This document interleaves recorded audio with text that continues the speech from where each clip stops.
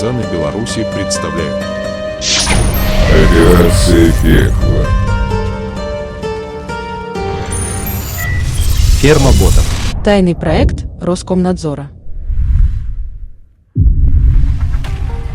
После начала войны в Украине власти России активно занялись зачисткой информационного пространства. Основная цель – отрезать россиян от публикаций, которые противоречат официальной позиции Кремля, а главную роль цензора взял на себя Роскомнадзор.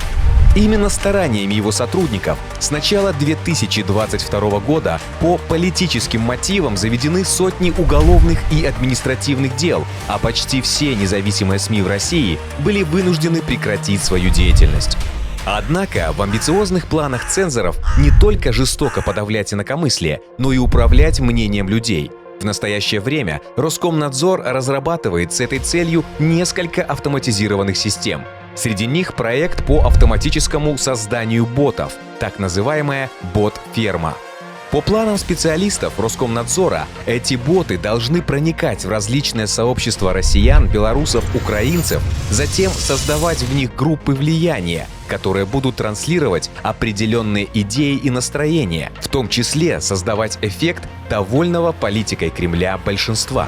Так цензоры Роскомнадзора помогают Путину удерживать власть в условиях жестокого осуждения со стороны всего цивилизованного мира, что особенно актуально накануне предстоящих в 2024 году выборов президента России. Путин! Путин президент мира! Ура! Правильно! Проекта «Бот-ферма» нет в публичных реестрах Роскомнадзора, но благодаря взлому сети его подведомства, главного радиочастотного центра, киберпартизаны заполучили секретные документы, которые касаются этой системы. В этом видео мы расскажем о том, кто ответственен за создание бот-фермы и как именно планируют ее использовать. Котлеты отдельно, мухи отдельно должны. Поддержи партизанскую хвалю и киберпартизан на Patreon. Ссылка под этим видео.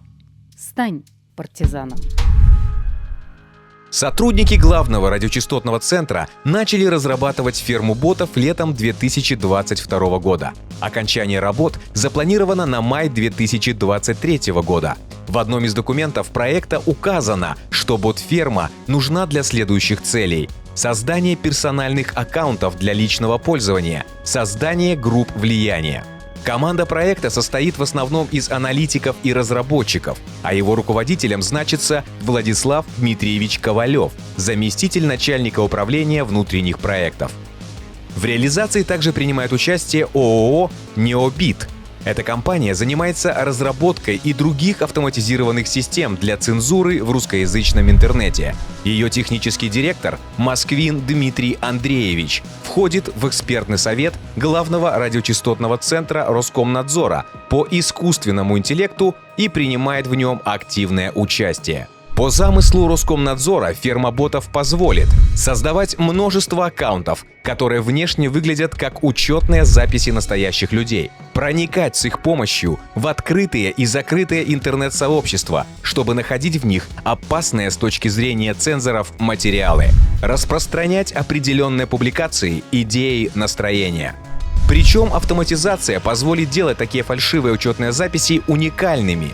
Они смогут не перекликаться между собой по фотографиям, постам, комментариям, как будто все эти реальные пользователи со своей историей, интересами и активностью. При создании ботов оператор системы задает каждому из них свой профиль поведения, возраст, место жительства, интенсивность действий, интересы, историю. На экране вы видите примерный интерфейс системы «Автобот», который представлен во внутренних документах Роскомнадзора. Смогут ли боты повлиять на мнение белорусов, распространяя в сети сообщения в поддержку политики Кремля? Па-першае, канешне, эфект ёсць. І адзін з першых гэтых эфектаў тое, што Такім чынам пачынае стварацца інфармацыйны фон. Людзі, якія падпісаны на гэтыя каналы, на гэтыя паблікі, яны пачынаюць думаць, што вось ёсць пэўнае меркаванне, зноў жа боты часта апрацоўваюць пэўныя наратывы, і яны пэўным чынам фарміруюць інфармацыйную павестку. Людзі, пабачыўшы навіну, пабачыўшы каментары ці рэакцыі ботаў, могуць падумаць, што такіх людзей з такой пазіцыі, якія прадстаўляюць боты, большасць. І гэта, канешне, галоўная небяспека. Наколькі беларусы могуць адрозніваць сапраўдную інфармацыю ад несапраўднай інфармацыі, наколькі беларусы здольны адрозніць бот гэта ці не бот, канешне, цяжка сказаць. У першую чаргу гэта звязана з тым, што не ва ўсіх хапае навыкаў, скілоў у таго, што называецца медыяпісьменнасць. Таму, канешне ж, пэўныя эфекты ёсць. Зноў жа, калі гэта працуе масава, то хутчэй за ўсё гэта можа ўплываць таксама на беларусаў. Гэта не зменіць стаўленне беларусаў да пэўных пытанняў, да эканамічнай сітуацыі ці да палітычнай сітуацыі. Але гэта можа ствараць уражанне сярод аўдыторыі, што іх пазіцыя ў меншасці, а пазіцыя якраз такі, якую прадстаўляюць прарасійскія боты, гэтая пазіцыя большасці. Вось гэта самая небяспечная. Яна дэмабілізуе, змяншае настрой прадэмакратычнай часткі грамадства. Все действия боты запрограммированы выполнять на основании заданных психологических портретов, например, добавлять в друзья пользователей, которые учились в том же университете, подписываться на сообщества по интересам и тому подобное.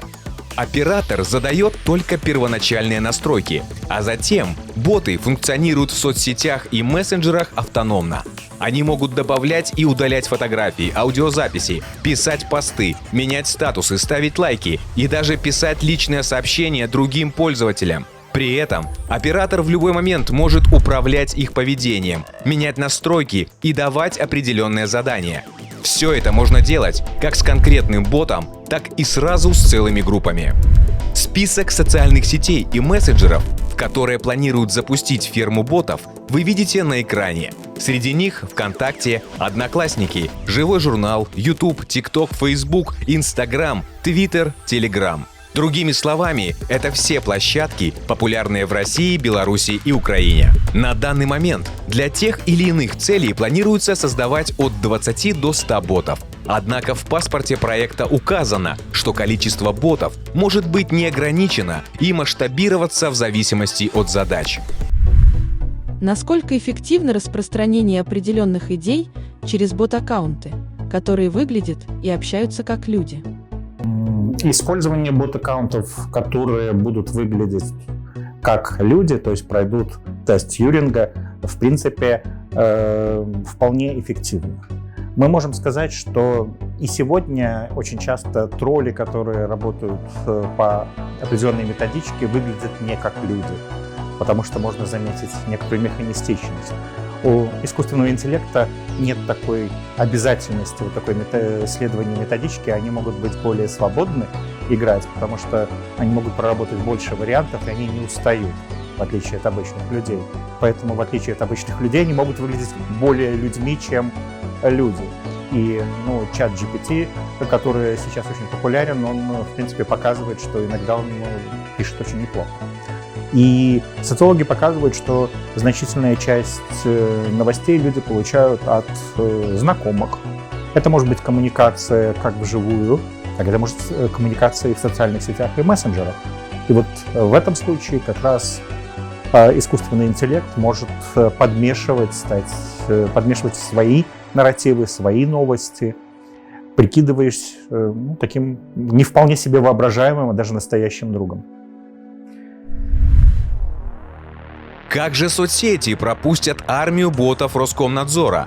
Ведь их специалисты, в свою очередь, постоянно разрабатывают новые алгоритмы по выявлению и блокированию подобных аккаунтов.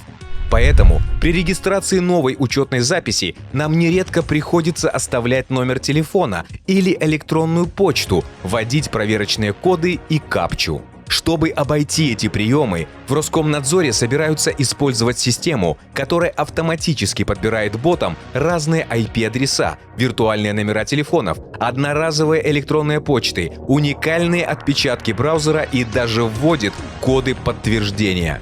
Интересно, что в документах Роскомнадзора по обходу систем распознавания ботов открыто рассматривается возможность теневой покупки сим-карт или уже готовых учетных записей на черном рынке. В качестве решения проблемы с регистрацией также упоминается сотрудничество с внешними провайдерами. Номера мобильного телефона Роскомнадзор планирует брать у 5 провайдеров виртуальных номеров.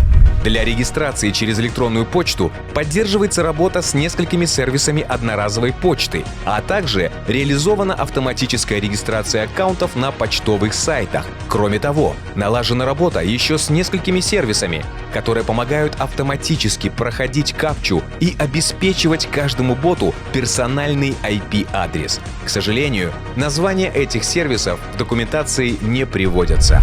При этом ферма должна предоставлять возможность использовать ботов для других систем мониторинга, разработанных Роскомнадзором. Например, работать совместно с системой Вепрь. Ее также собираются запустить в 2023 году. Система Вепрь предназначена для выявления так называемых точек напряженности в обществе. Другими словами, интернет-ресурсов, где выказывают любое недовольство действующим положением вещей в России.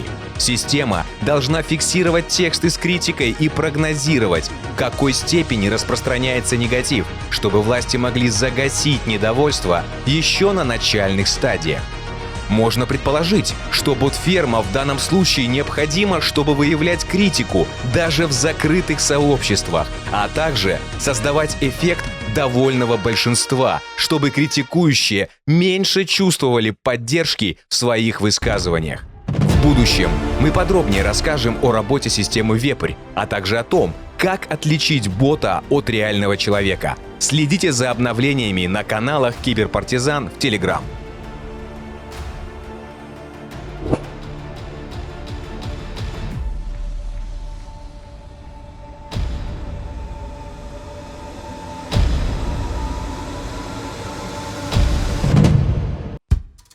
Поддержи партизанскую хвалю и киберпартизан на Patreon. Ссылка под этим видео. Стань партизаном.